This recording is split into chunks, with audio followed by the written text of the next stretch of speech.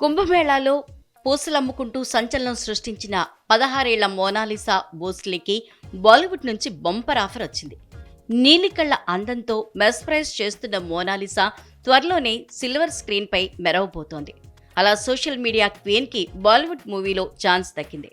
తాజాగా ఆమె తన తొలి చిత్రానికి సంతకం చేసింది.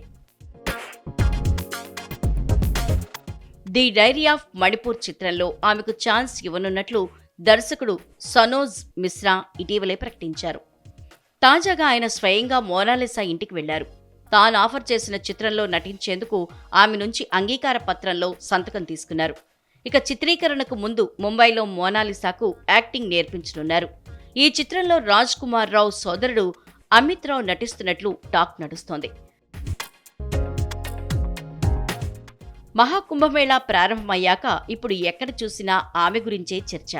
సోషల్ మీడియా అయితే ఆమె వీడియోలతో హోరెత్తిపోతోంది. ఆమెదో సెలబ్రిటీయో ధనవంతురాల బిడ్డనో కాదు, అందాల అప్సరస అంతకంటే కాదు. చూడ్డానికి చామనఛాయ రంగులో ఉండే అత్యంత సాధారణ అమ్మాయి. పూసల దండలు అమ్ముకుంటూ జీవనం సాగించే ఓ సామాన్యురాలు. అలాంటి ఆమె ఇప్పుడు మహాకుంభమేళాలో స్పెషల్ అట్రాక్షన్గా మారారు. దీనికి కారణం కాటుకు దిద్దిన ఆమె అందమైన తేనె కళ్ళు, అమాయకపు చూపులు. ఇవే ఆమెను సోషల్ మీడియా క్వీన్ని చేశాయి. ఆ క్రేజే ఆమెకు సినిమా ఛాన్స్ వచ్చేలా చేసింది.